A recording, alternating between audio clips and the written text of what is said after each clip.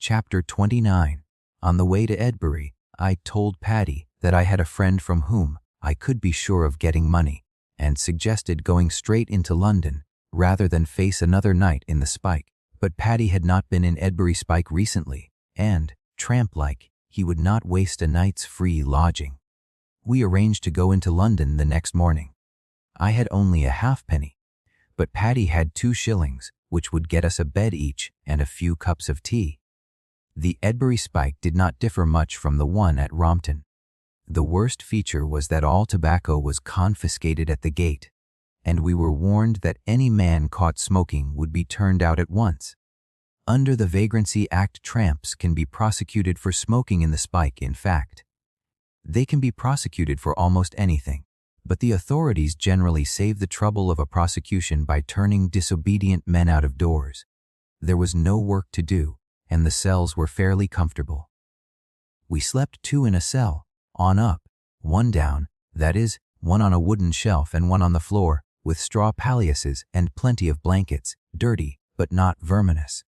The food was the same as at Rompton, except that we had tea instead of cocoa. One could get extra tea in the morning, as the tramp major was selling it at a halfpenny a mug. Illicitly, no doubt, we were each given a hunk of bread and cheese to take away for our midday meal. When we got into London, we had 8 hours to kill before the lodging houses opened. It is curious how one does not notice things. I had been in London innumerable times, and yet till that day I had never noticed one of the worst things about London: the fact that it costs money even to sit down. In Paris, if you had no money and could not find a public bench, you would sit on the pavement. Heaven knows what sitting on the pavement would lead to in London: prison, probably. By 4 we had stood 5 hours, and our feet seemed red, hot from the hardness of the stones. We were hungry, having eaten our ration as soon as we left the Spike, and I was out of tobacco. It mattered less to Patty, who picked up cigarette ends. We tried 2 churches and found them locked. Then we tried a public library, but there were no seats in it. As a last hope, Patty suggested trying a Rotten house. By the rules, they would not let us in before 7, but we might slip in unnoticed. We walked up to the magnificent doorway. The Rotten houses really are magnificent, and very casually, trying to look like regular lodgers, began to stroll in.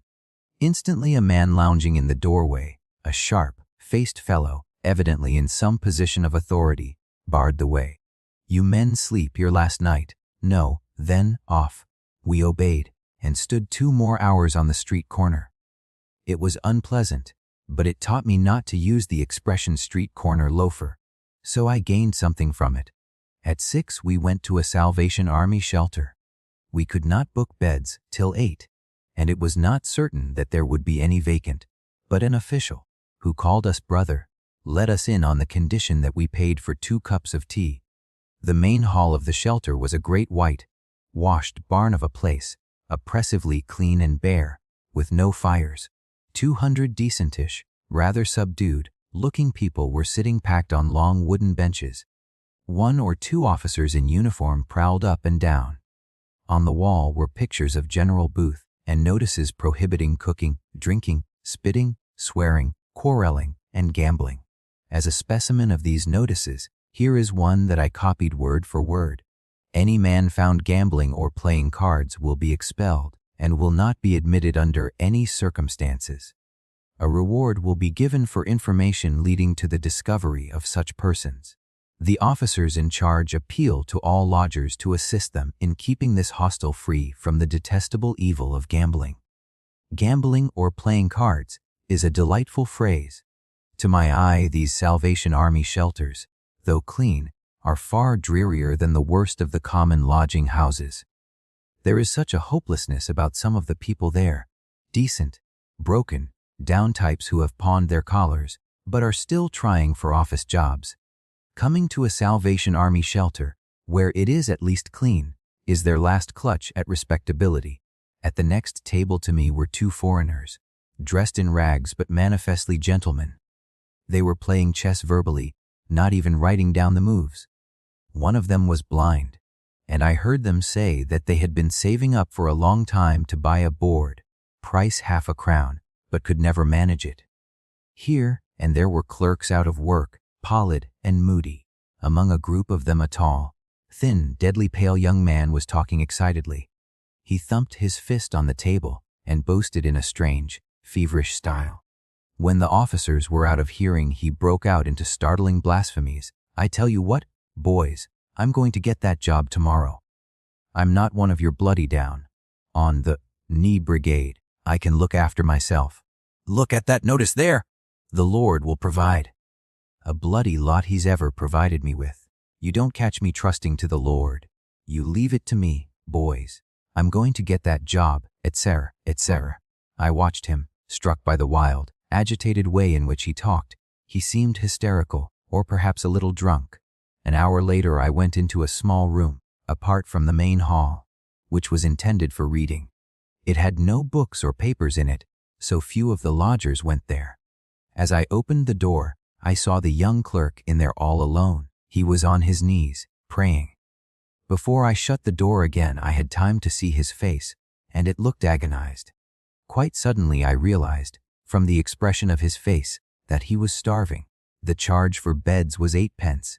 Paddy and I had 5 pence left, and we spent it at the bar, where food was cheap, though not so cheap as in some common lodging houses. The tea appeared to be made with tea dust, which I fancy had been given to the Salvation Army in charity, though they sold it at 3 halfpence a cup. It was foul stuff. At 10 o'clock an officer marched round the hall blowing a whistle. Immediately everyone stood up. "What's this for?" I said to Paddy, astonished. "Dat means you has to go off to bed, and you has to look sharp about it, too." Obediently as sheep, the whole 200 men trooped off to bed, under the command of the officers. The dormitory was a great attic like a barrack room, with 60 or 70 beds in it. They were clean and tolerably comfortable, but very narrow and very close together, so that one breathed straight into one's neighbor's face. 2 officers slept in the room, to see that there was no smoking and no talking after lights out. Paddy and I had scarcely a wink of sleep, for there was a man near us who had some nervous trouble, shell shock perhaps, which made him cry out "Pip" at irregular intervals. It was a loud, startling noise, something like the toot of a small motor horn.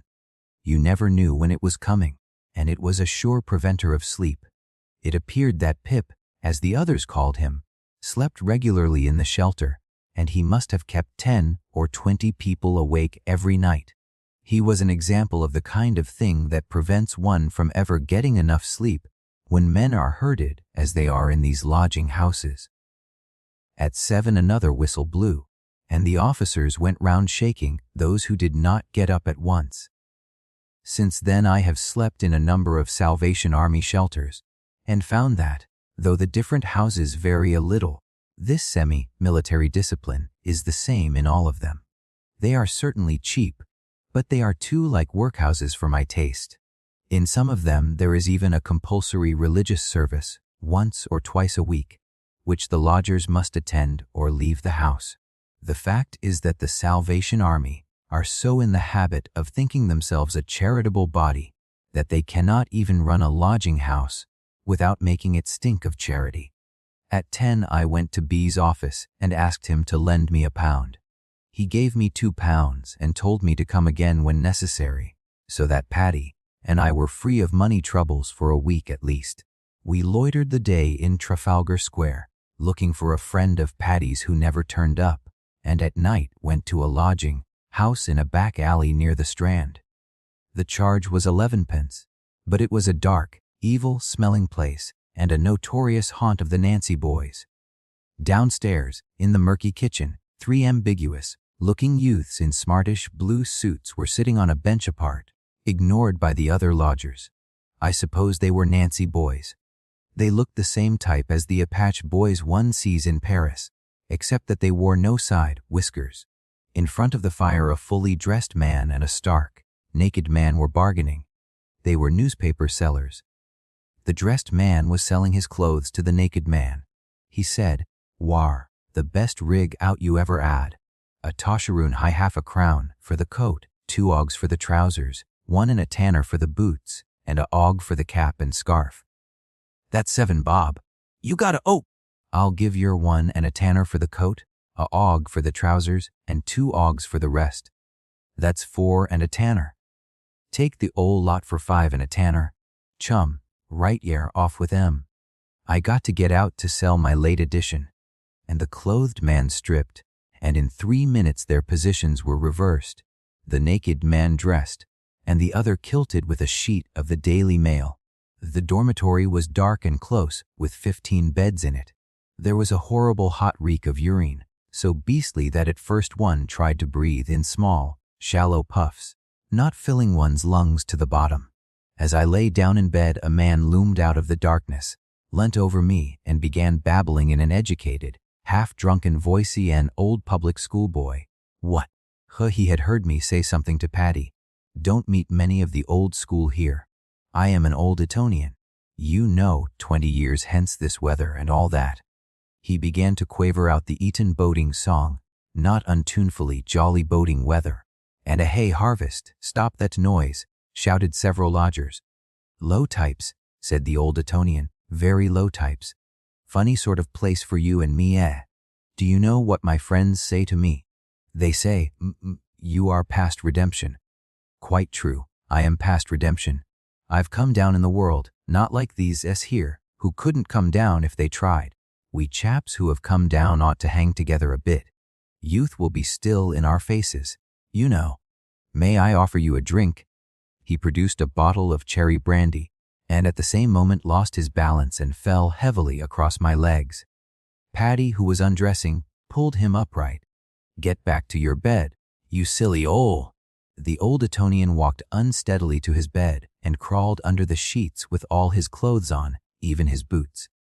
Several times in the night I heard him murmuring, "You are past redemption," as though the phrase appealed to him. In the morning he was lying asleep fully dressed, with the bottle clasped in his arms.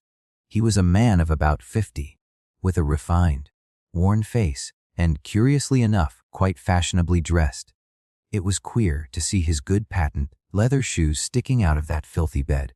It occurred to me, too, that the cherry brandy must have cost the equivalent of a fortnight's lodging, so he could not have been seriously hard up. Perhaps he frequented common lodging houses in search of the Nancy boys. The beds were not more than 2 feet apart. About midnight I woke up to find that the man next to me was trying to steal the money from beneath my pillow.